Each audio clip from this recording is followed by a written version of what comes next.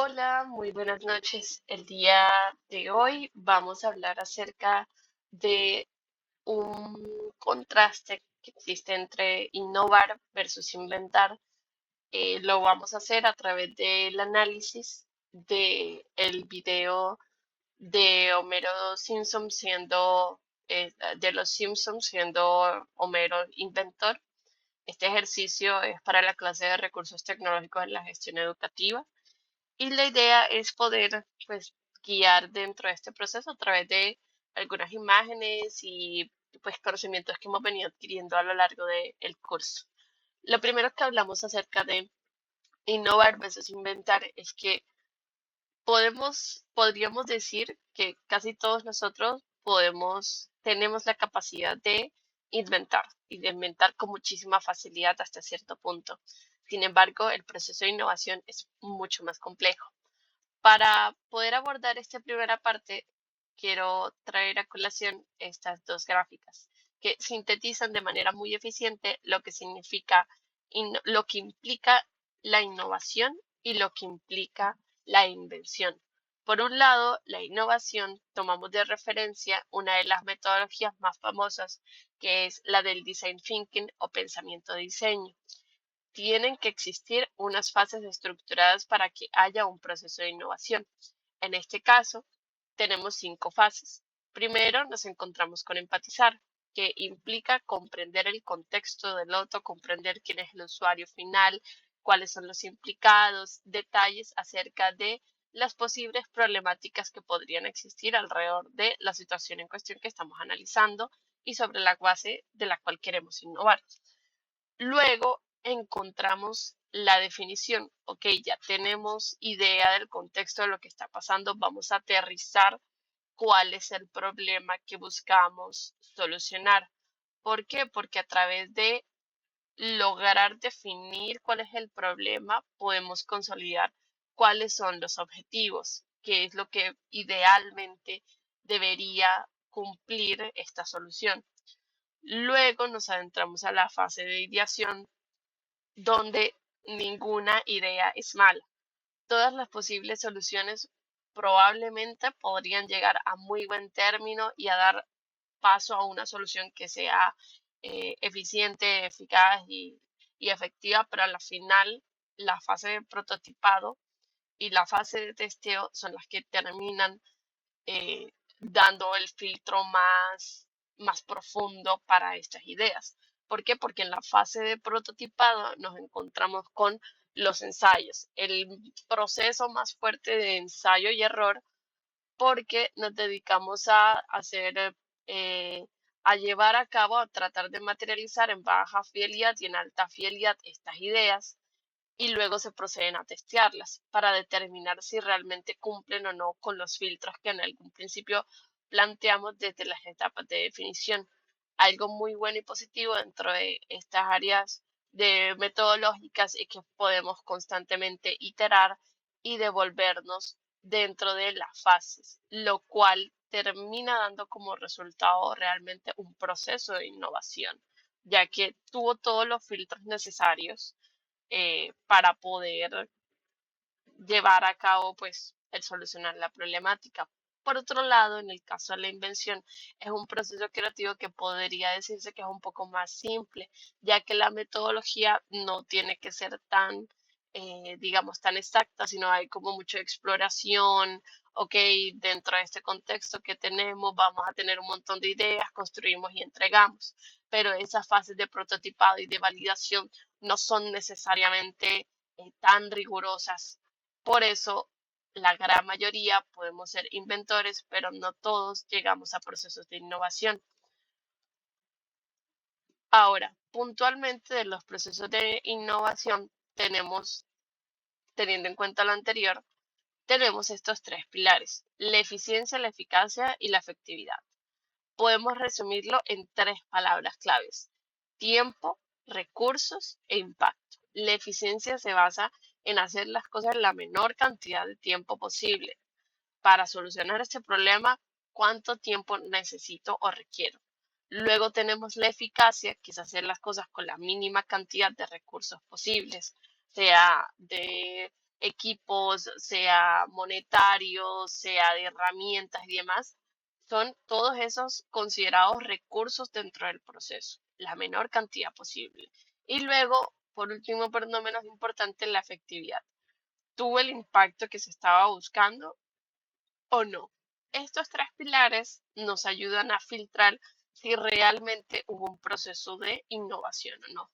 Entonces, con eso ya como mucho más claro, llegamos al reto del módulo 1, que es adentrarnos a saber si Homero era un inventor o un innovador. Para ello, he traído un ejercicio de un cuadro que vamos a llenar en vivo para comparar acerca de los procesos de tiempo, recursos e impactos según el tipo de invento. Para ello le vamos a dar un punto según si cumplió con las expectativas de lo que estamos definiendo. Entonces, tenemos el primer em, invento, que es el del martillo eléctrico multiusos. Si lo miramos en términos de eficiencia, es decir, en términos de tiempo, si realmente reducía los procesos de martillar, pues podemos otorgarle un punto. ¿Por qué? Porque cumplía con que se martillaba mucho más rápido. Sin embargo, en términos, por ejemplo, de eficacia, que es de la cantidad de recursos que se necesitaba, se complejizaba mucho un artículo como lo es el martillo de un solo mando. Además, que necesitaba de más factores, potencia, batería, también la experticia que podría tener la persona a la hora de utilizar el martillo eléctrico, pues iba a ser mucho más compleja. Entonces, en eficacia le vamos a dar 0 puntos. Y por último, en efectividad, que es el impacto, cero, totalmente. O sea, es un no negociable. Fue terrorífico, martilló mucho más allá de la pared, martilló el piso, martilló al gato. No cumplía con un impacto positivo y con el impacto que buscamos, que es lograr martillar la pared de manera mucho, mucho más práctica, que realmente sea eficiencia, eficaz, que sea efectivo, pero no realmente, si juntamos los tres elementos, no era un buen invento. Entonces, no, probablemente podía ser un invento chistoso, pero no cumplía con que era un invento innovador. Entonces, por ahí no vamos. Luego tenemos la alarma de todo está bien, que realmente era una alarma bastante extraña. Este fue sin duda el invento que más me costó trabajo entender, porque sonaba cada 3 segundos a menos de que algo no estuviera bien. Entonces, si hablamos en términos de eficiencia, pues podríamos otorgarle un 1 por otorgarle un punto, pero realmente el hecho de que las alarmas, aunque cumplían con su utilidad, que es en un tiempo determinado, lograr avisar acerca de algo realmente no era tan eficaz y no era tan efectivo. ¿Por qué? Porque en el caso de la eficacia, los recursos que se utilizaban, a pesar de ser pocos, eran demasiado rústicos. De hecho, una de las frases que él menciona era que se dañaba todo el tiempo. Entonces, en términos de recursos y tener constantemente que reponer piezas o cosas, tener que constantemente estar arreglando, iba a suponer realmente un problema, que le vamos a dar 0. Y en efectividad realmente molestaba a todo el mundo y ninguno terminaba de entender cuál era la función real y si realmente era útil para el usuario final. Y por último tenemos la pistola automática maquilladora. La pistola automática definitivamente ahorraba tiempo. Eso está bastante claro porque en menos de unos 2 o 3 segundos ya la persona quedaba pues pintada. No podemos ni siquiera decir que maquillada, pero definitivamente quedaba pintada.